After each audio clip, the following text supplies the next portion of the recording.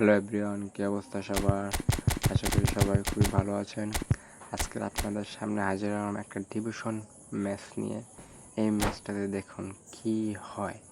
Opponent এমনিতেই তো একটা ক্রসের ফরমেশন নিয়ে আসলো, সার্জিনোকে পুরো ক্রসের জন্য ট্রেনিং করে তারপর ম্যাচটা খেলতে আসলো।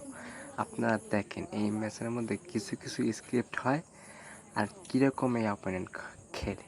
যদিও এই অপোনেন্টের বাসা হয়তো বা সিলেট, কারণ এর নাম ছিল সিলেটি ভাইয়া, আপনারা সামনে দেখিয়েছেন হয়তো। Just enjoy the game and let's see what happened with me. এই যে একটা লং পাস দিল, ওই জায়গা দিয়ে সোজা এই জায়গাটা পাস দিল। এইরকম প্রত্যেকবার পাসটা দিবে, দেখেন আপনারা।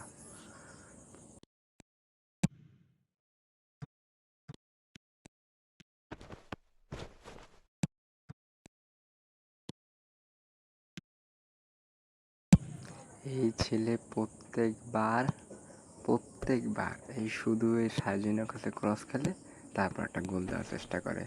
আর যদিও এই জায়গাতে আমার একটু ভুল হয়েছিল, এই তো দিয়া আমার শটটা ধরেছে, তাই না, এই পেশা থ্রো দিলে হয়তো রোনালদো গোল দিতে পারতো। যাই হোক, দেখেন কি হয়।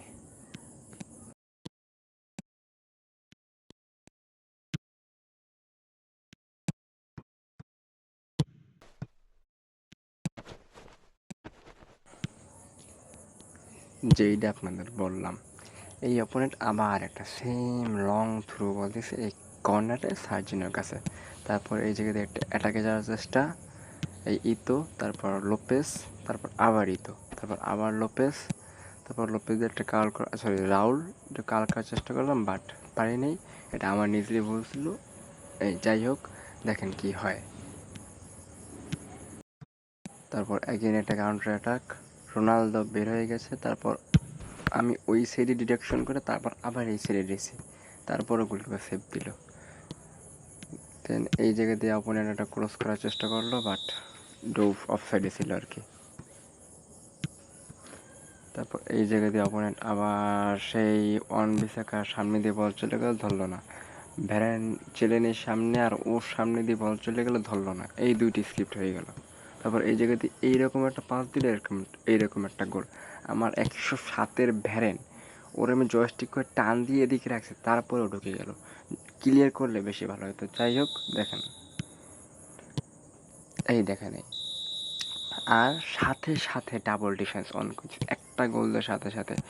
এগুলো কি সুস্থ মস্তিষ্কে ছেলে পেলে যারা এই গেমগুলো খেলে, আমি বুঝি না। এইগুলো আসছে এই ফ্রি ফায়ার খেলতো, এখন পেসে এসে এরকম আলতু ফালতু খেলা দেয়। আর ডিফেন্সে তো এমনিতেই ঢুকতে পারি না, রোনালদোটা শট করলাম, দেখেন আমার জয়স্টিকের অ্যাঙ্গেলটা দেখেন, ডিবক্সের ভিতরে ছিল, তাও ভালো লাগলো। যদিও ম্যাচটা হারি আমি, তারপর দেখেন কি হয় আমার সাথে।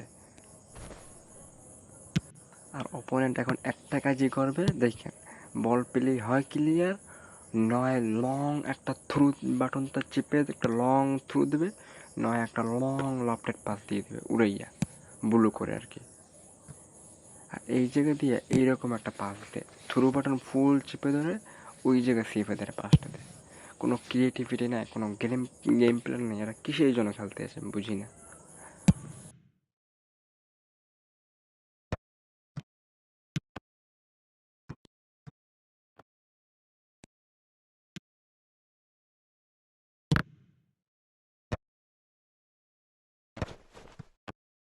তারপর এই জায়গাতেও দেখেন একটা লং থ্রু, আবার এই একটা থ্রো বল বানাই দিল ওই সামনে।